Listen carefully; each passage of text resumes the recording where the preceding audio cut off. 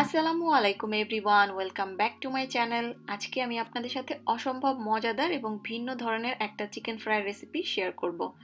তৈরি করার পদ্ধতিটা খুবই সহজ, একেবারেই ঘরোয়া উপকরণ দিয়ে তৈরি করে নেওয়া যায় এবং তৈরি করার পরে দীর্ঘক্ষণ পর্যন্ত এটা মুচমুচে থাকে। আজকে তৈরি করে দেখাবো super crispy thread chicken fry recipe. তো চলুন দেখে নেওয়া যাক কীভাবে তৈরি করতে হয়। আজকের রেসিপির জন্য প্রথমেই এখানে আমি 250 গ্রাম বোনলেস চিকেন নিয়ে নিয়েছি। এখানে আমি মুরগির বুকের মাংসটা নিয়েছি এবং মাংসগুলোকে এরকম কিছুটা লম্বাটে এবং আধা ইঞ্চি থেকে সামান্য একটু মোটা করে কেটে নিয়েছি। আমি কিভাবে কেটেছি আশা করছি দেখে বুঝতে পারছেন, এবং চিকেনটা কাটার আগে আমি ধুয়ে ভালোভাবে পরিষ্কার করে মুছে নিয়েছি যাতে করে এক্সট্রা কোনো পানি না থাকে। এখানে এবার আমি আরেকটা মিক্সিং বোল নিয়ে নিয়েছি। এখন এর মধ্যে দিয়ে দিচ্ছি প্রথমেই 1.5 টেবিল চামচ পরিমাণ আদা রসুন বাটা। এখানে আদা আর রসুন একসঙ্গে আছে। এবার এর মধ্যে আমি দিয়ে দিচ্ছি 1 টেবিল চামচ পরিমাণ লেবুর রস, দিয়ে দিচ্ছি 1 টেবিল চামচ পরিমাণ সয়া সস। এবার এর মধ্যে আমি কিছু মশলা অ্যাড করব। তো প্রথমে এখানে নিয়ে নিয়েছি 1 চা চামচ পরিমাণ জিরার গুঁড়া, নিয়েছি 1 টেবিল চামচ পরিমাণ লাল মরিচের গুঁড়া, এখানে আমি নিয়েছি 1 চা চামচ পরিমাণ গরম মশলার গুঁড়া, নিয়েছি 1 চা চামচ পরিমাণ ধনিয়ার গুঁড়া, আরও নিয়েছি এখানে আমি 1 চা চামচ পরিমাণ সাদা গোলমরিচের গুঁড়া। আপনারা চাইলে এখানে কালো গোলমরিচের গুঁড়াও ব্যবহার করতে পারবেন। এবার এই সব মশলা এর মধ্যে ঢেলে দিচ্ছি। এবার এর মধ্যে আমি দিয়ে দিচ্ছি স্বাদমতো কিছুটা লবণ। এখন দিয়ে দিচ্ছি একটা ডিম। এবার এই সব কিছু একসঙ্গে খুব ভালোভাবে মিশিয়ে নিতে হবে।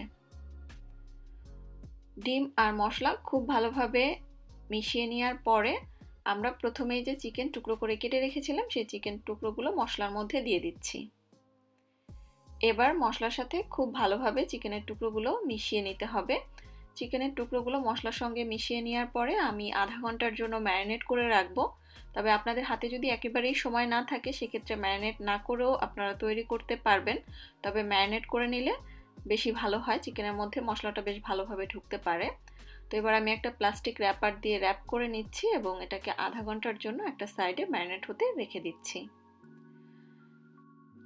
আজকের রেসিপির জন্য চিকেনের পাশাপাশি মেন উপকরণ হিসাবে আমরা আরও ব্যবহার করব এই ধরনের রেডিমেড স্প্রিং রোল শিট। আপনারা এখানে যে কোনো ব্র্যান্ডেরটাই নিতে পারবেন, আমি এই ব্র্যান্ডেরটা নিয়েছি। শিটগুলো যদি ডিপে থাকে তাহলে অবশ্যই আধা ঘন্টা আগে বের করে এগুলোকে নর্মাল তাপমাত্রায় নিয়ে আসতে হবে, তারপরে এগুলো দিয়ে তৈরি করতে হবে। তো আমি এখানে প্রায় 6 থেকে 7টার মতো স্প্রিং রোলের শিট নিয়ে নিয়েছি। এবার এই শিটগুলোকে আমি 3 ভাগ করে কেটে নিব। প্রথম অবস্থায় আমি এখানে একটা কেচির সাহায্যে এই শিটগুলোকে কেটে নিচ্ছি।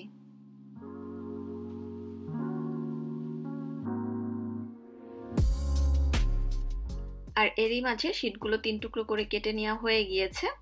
এবার আমি একটা টুকরো নিয়ে নিচ্ছি, নিয়ে কেচির সাহায্যে খুবই পাতলা পাতলা করে এভাবে কেটে নিচ্ছি। আমি কিভাবে কাজটা করছি আশা করছি আপনারা দেখে বুঝতে পারছেন।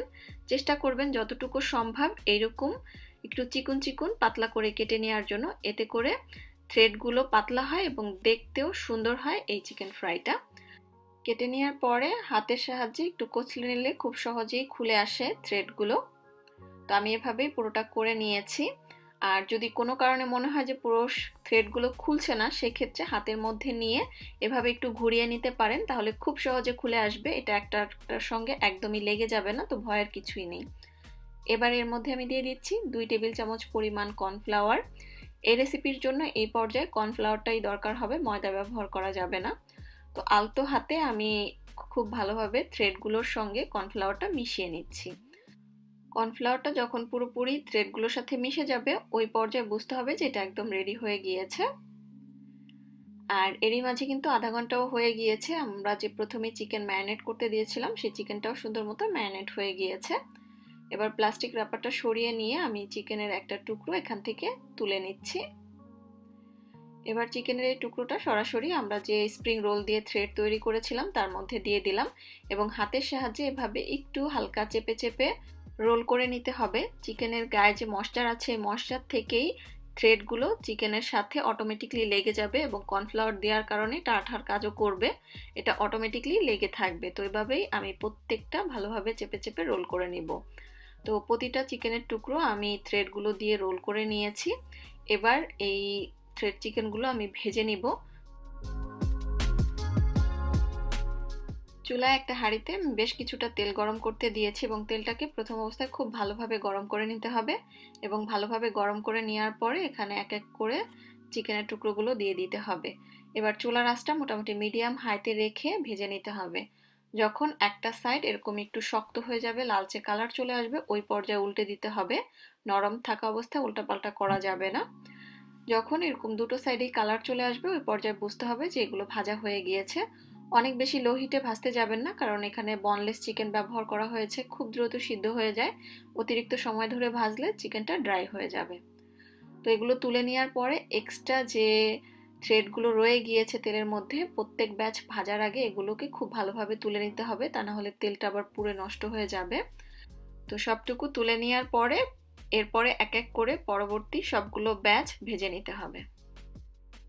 আর এই তো এরই মাঝে তৈরি হয়ে গেল super crispy thread chicken fry. এটা তৈরি করার পরে অনেকক্ষণ পর্যন্ত ক্রিস্পি থাকে আর খেতে খুবই মজাদার হয়ে থাকে। আপনারা তৈরি করে দেখতে পারেন, ইনশাল্লাহ কেউ নিরাশ হবেন না, এটুকু বলতে পারি। আজকের মতো বিদায় নিচ্ছি, আল্লাহ হাফেজ।